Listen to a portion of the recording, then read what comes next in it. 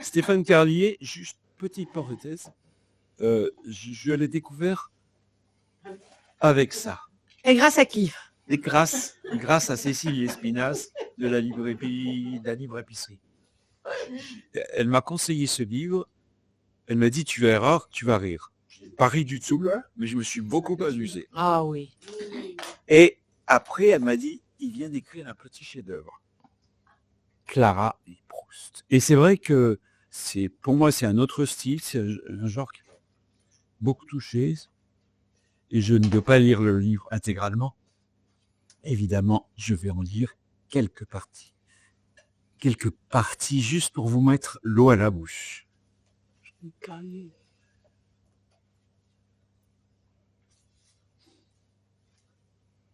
Madame Habib, sur le trottoir, en chemisée. Attendez, je recommence. Madame Habib, sur le trottoir, en chemisier malgré le froid, tend le bras pour éloigner sa cigarette. L'autre est repliée sous sa poitrine. À la fois raide et frissonnante, elle examine la vitrine de son salon comme si elle cherchait à en percer le mystère. Les lettres blanches de l'enseigne, l'immense poster sur lequel une femme coiffée comme Louise Brooks a l'air de regarder ses plis, la liste des tarifs sur la porte en verre.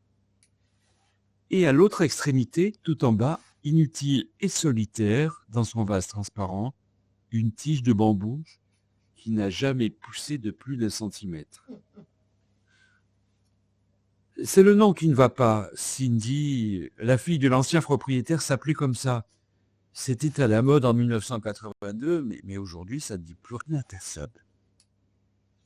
Madame Habib se méprend complètement sur le standing de son salon. Elle en a tellement rêvé qu'elle a fini par se convaincre qu'elle dirigeait l'équivalent d'un de Sange, alors que Cindy Coiffure est minuscule, tout en longueur, cachée dans un renfoncement, lui-même planté dans un passage, et survit grâce à une clientèle d'habitués dont la moyenne d'âge avoisine les 70 ans. Cindy Coiffure est exactement le nom qui devrait porter. Et qu'on ne me parle pas d'un truc antif, qualitatif, je ne sais quoi. Je déteste les jeux de mots. Elle tire sur sa cigarette que Clara entend crépiter. J'ai pensé à quelque chose. Vous allez me dire, petite dose pour préparer son effet. Le jardin des délices. Elle a toujours eu un problème avec les noms. À commencer par le sien. Elle n'a jamais pardonné à son mari de lui avoir transmis un patronyme qui lui vrille les tympans alors que son nom de jeune fille était Delage. On peut dire ce qu'on veut, mais Jacqueline Delage, ça sonne quand même mieux que Jacqueline Habib. Est-ce que ça vous évoque? Un resto chinois a envie de répondre Clara, qui se contente de hausser les épaules. Ça n'a pas d'importance. Si ce n'est pas le nom du salon, ce serait la passade dont j'aurais échangé Opal, ou l'activité manucure qu'il faudrait se décider à développer. Il y a toujours du monde à l'anglerie routière, vous avez remarqué. Elle sait ce qui va se passer. Madame Habib va tirer une dernière fois sur sa cigarette, recracher la fumée le plus loin possible, tout en écrasant le mégot du pied gauche. Puis elle dira quelque chose comme « Oh, c'est pas encore aujourd'hui qu'on mourra de chaud » et rentrera. Dans l'arrière-boutique, elle se lavera les mains et prendra une pastille à la menthe. Elle réapparaîtra en s'observant dans une glace et rejoindra la caisse en laissant sa jupe. Quelqu'un entrera, le salon prendra vie au son d'échanges murmurés, de souffleries de sèche-cheveux, de tubes de nostalgie, et ce sera comme s'il n'avait jamais été question du jardin des délices, des noms antifs et des prénoms à la mode en 1982. La première, en général, c'est Lorraine. Le salon est à peine ouvert qu'elle débarque avec 2 cafés sur un petit plateau rond et s'installe sur le grand tabouret à la caisse pour papoter avec Madame Habib. Elle tient le bar tabac à l'angle du passage et de l'avenue de la Libération. Quand elle arrive au salon, ça fait quelques heures qu'elle est debout. Et elle n'en peut déjà plus. Ses clients l'insupportent. Ces bons hommes qui ont besoin de leur calva à 8 heures du matin et lui parlent comme si elle était leur femme ou leur sœur. Ces pauvres qui dépensent leur RSA en cash ou en banco. Le bruit des pièces sur la table quand ils grattent le ticket. Ces fumeurs honteux. Ah, je viens prendre un paquet du Nil, ça fait longtemps. Jacqueline l'écoute, si parfaitement immobile que de dos, on jurerait qu'elle dort debout. Elle aussi rend visite à Lorraine pendant ses pauses, mais plus tard dans la journée et moins fréquemment. Quand elle revient, en général, elle sent la prune et elle chantonne. Lorraine dit souvent « Ce matin, j'avais autant envie de venir que de me pendre. » Elle compte les jours jusqu'à ses vacances et se transforme à leur approche. Quand un peu avant le départ, elle se rend au salon pour sa coupe et sa couleur, ce n'est plus la même femme. On dirait sa sœur jumelle, accomplie, amoureuse.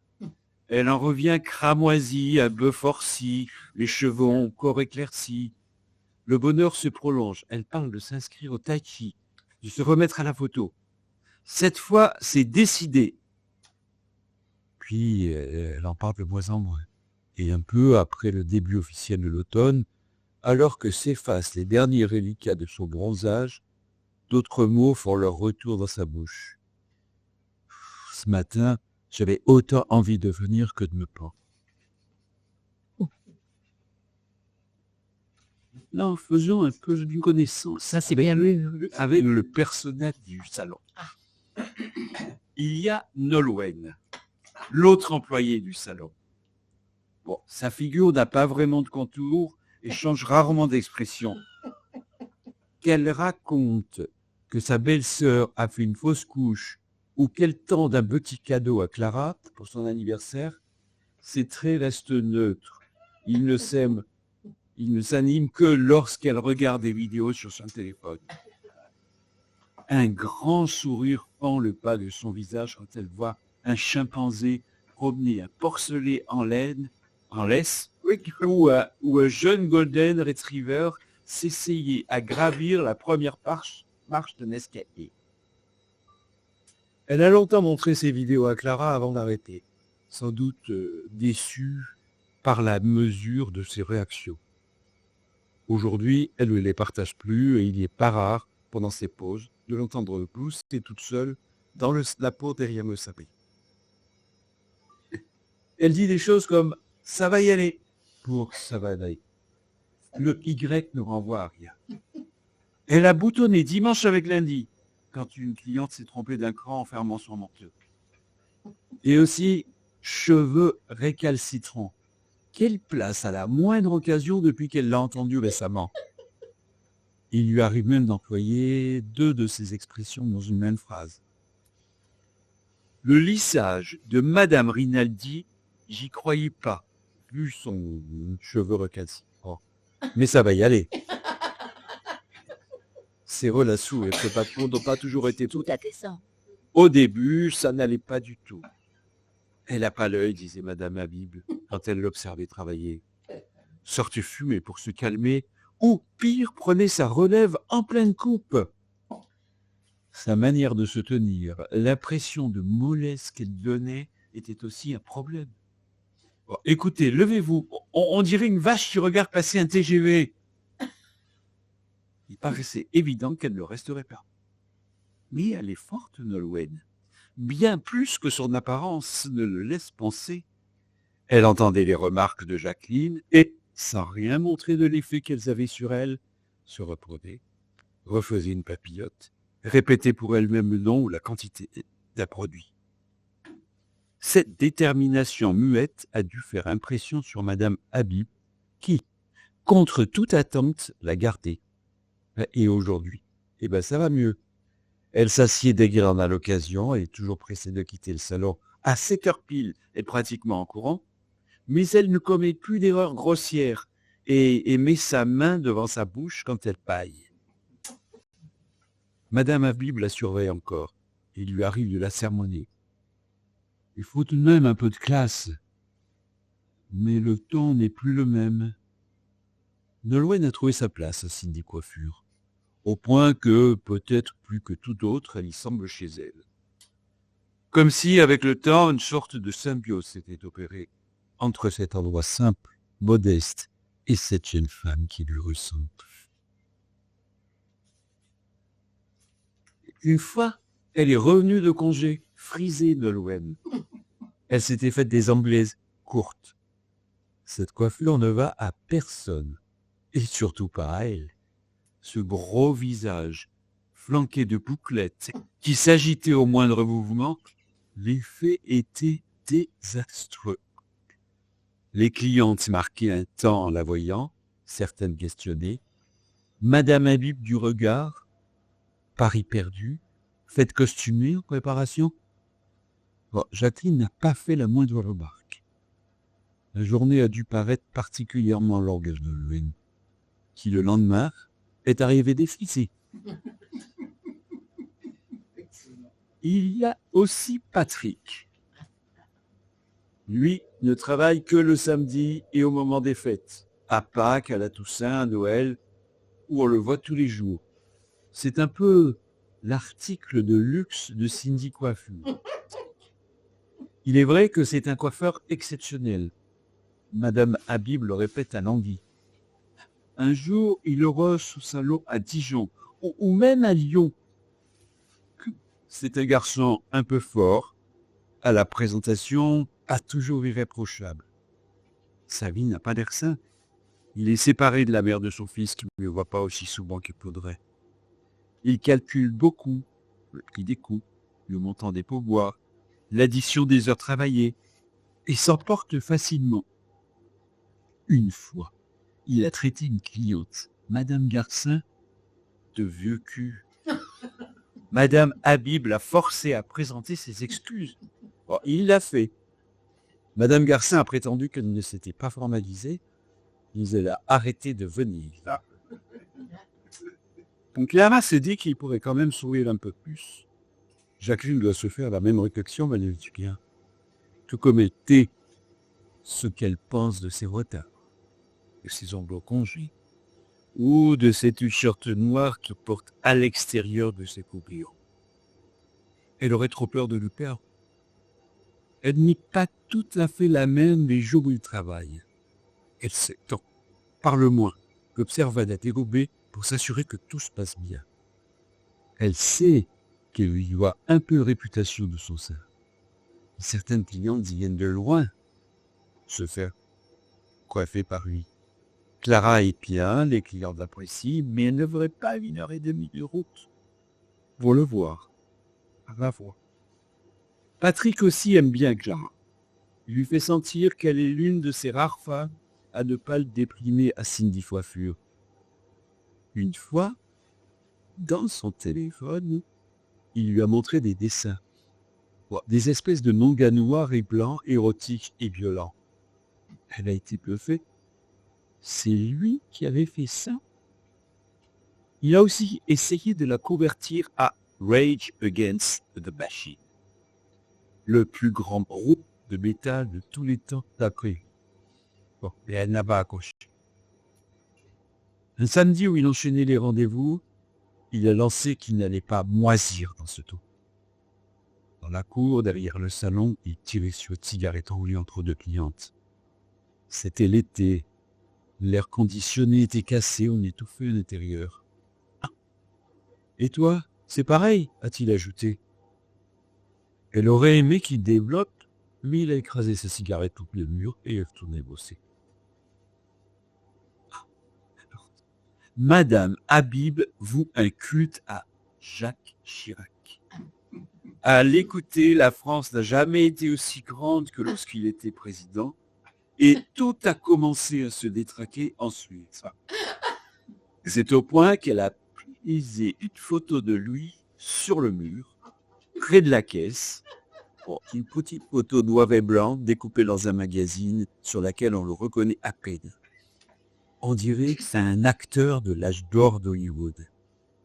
Nos rares clientes qui découvrent encore le cliché, elle explique.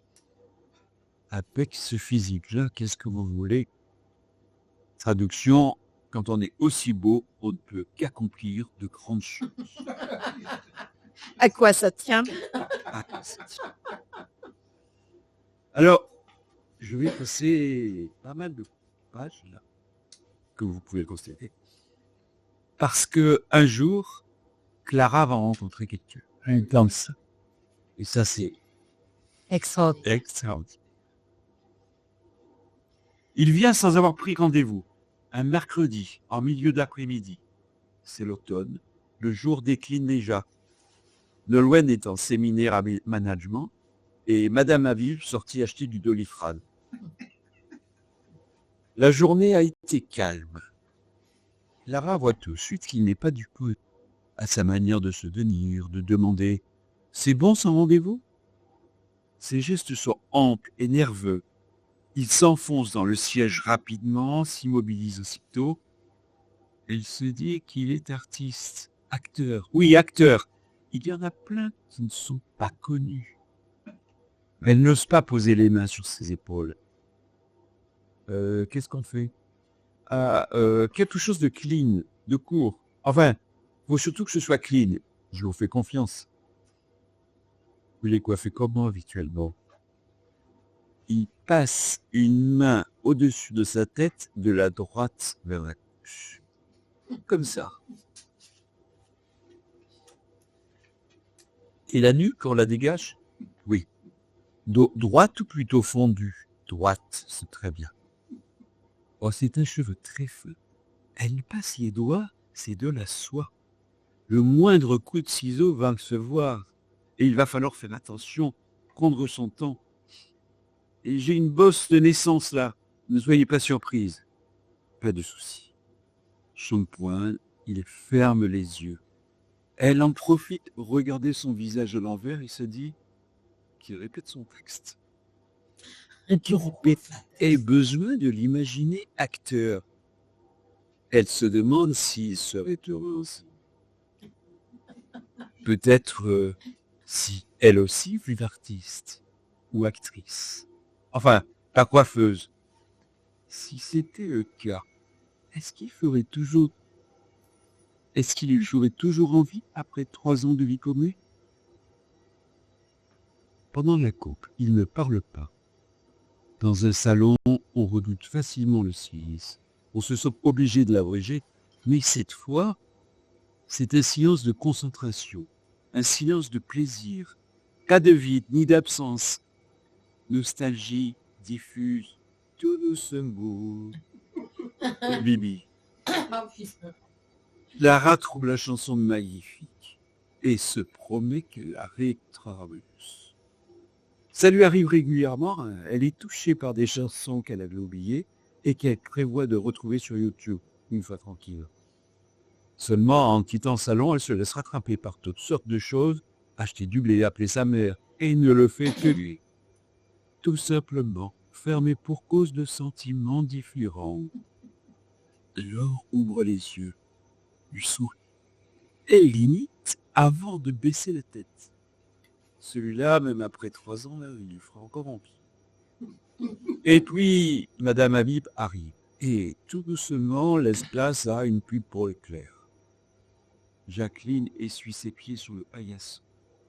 Oh, il y a la croix de la pharmacie qui s'est détachée. Elle se balance au bout d'un fil, c'est impressionnant. Elle réalise qu'elle ne connaît pas la personne que Clara est en train de coiffer. Un homme qui pesait. Un changement opère instantanément et elle passe en mode homme au salon. Elle va déposer son manteau dans la penderie en se tenant bien droite et revient en caressant les dossiers des sièges comme si c'était l'expression d'une irrépressible sexualité. Ouais, ça ne s'arrange pas. Quand Clara a fini, l'homme se lève et elle redevient étrangère. Au même moment, Madame Chiche-Portiche arrive avec son petit-fils Ferdinand. Si je présidais Ferdinand Chiche-Portiche. C'est mercredi, elle l'a récupéré après son cours de trombone et l'amène au coiffeur. Clara les débarrasse et va ranger leur manteau dans la penderie. À son retour, l'homme est parti. Il n'a pas laissé de pourboire. Elle est un peu déçue. Pas pour le pourboire, mais parce qu'elle ne le verra plus. Elle installe Capignan, et alors que son pied actionne la pédale qui fait monter le siège, son regard est attiré par un objet sur la tablette. Puis, oublié par l'ordre, un livre de poche. Elle ne se voit pas sortir pour le zapper. Ça lui fera une bonne raison de repasser au salon. Puis elle réalise que si Madame Habib le remarque, elle se fera un plaisir, elle, de lui courir après pour lui rendre son bien. Alors, elle se rapproche de la tablette, ouvre le tiroir et y dépose le livre aussi naturellement que s'il s'agissait d'un peigne ou d'une paire de ciseaux. Jacqueline ne l'a pas vu. Elle écoute la mère chiche-portiche lui parler d'une petite maison dont elle a bien hérité. Avec de la glycine au-dessus de la porte, comme j'ai toujours voulu. Clara se sent mieux. Ce livre dans le tiroir, c'est un peu comme si l'homme était encore là. Elle passe une main dans les cheveux de Ferdinand, puis la pose sur son épaule. Il change, Ferdinand. Prendre d'épaisseur, de l'assurance. Enfin, en apparence. Quand il répond à ces questions, ses joues s'embrassent au bout autant. Ce n'est que plus tard, en ouvrant le tiroir pour lui prendre un chouchou, qu'elle retrouve ce livre qu'elle avait oublié. Elle repense à l'homme, son mystère, sa nervosité gracieuse. Il n'est pas repassé au salon. Et si elle avait laissé le livre exprès? Elle en découvre le titre et la couverture. On y voit une femme, dans une belle robe, en mousseline, et un petit garçon aux joues roses. Le détail de tableau ancien. Elle l'ouvre, le feuillette, repère une image cornée vers la fin du premier tiers. Une phrase a été soulignée au pis bleu. Vous avez une jolie âme, une qualité rare, une nature d'artiste. Ne la laissez pas manquer de ce qu'il faut.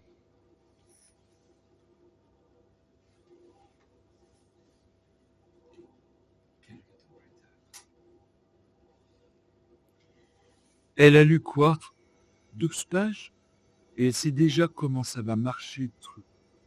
À elle de s'accrocher, de continuer à avancer, souvent dans le brouillard, parfois dans le noir, de ne pas se formaliser de ses phrases à tiroir et de ses imparfaits du subjonctif, de se munir de patience et, s'il le faut, d'un dictionnaire.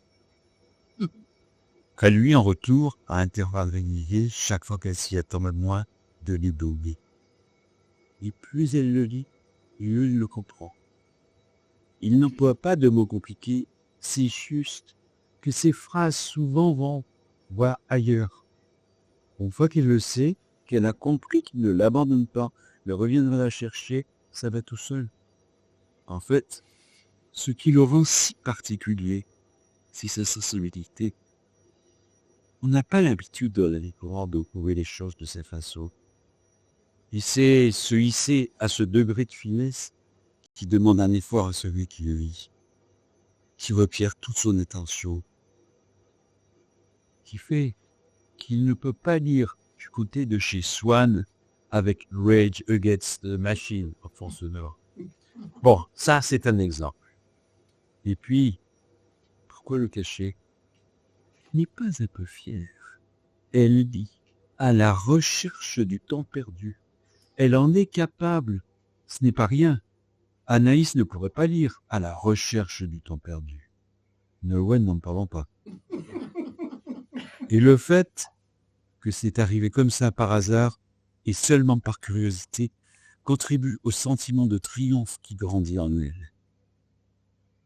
Et je vous laisse le plaisir de découvrir tout ce. Voilà. Merci. Merci. Alors, avant de nous séparer, je l'avais un petit mot à dire parce que j'ai été troublé très récemment, avant-hier et hier, par un livre que je viens d'acheter ici et que je viens de lire, qui est extrêmement émouvant. C'est très beau. Philippe Besson, moi j'aime particulièrement son écriture, donc ça démarrait bien. Sauf que là, ça démarre mal. Ouais. Et c'est une histoire terrible. Et j'ai été bouleversé par cette histoire. Elle est magnifique. Je ne vais pas tout vous raconter. Je ne vais pas tout lui raconter parce qu'elle Non, ça ça, de oui. dire. De toute façon, dès les premières pages, on sait. Oui. Mais on a beau savoir, tu lis jusqu'au bout parce que cette histoire est terrible. C'est une histoire qui marque. C'est l'histoire d'un petit garçon qui est, ça je peux le dire, qui est maltraité, très maltraité à l'école. Et donc, j'ai fait une petite critique C'est marrant, en fait. sur mon Facebook. Et Super. l'écriture de Besson, plus l'histoire, C'est pour ça que ça se met. plus l'histoire. Mais son écriture est incroyable. Voilà. Il a une aisance avec les mots, c'est... C'était le petit mot final. Ouais. On parlait de sensibilité.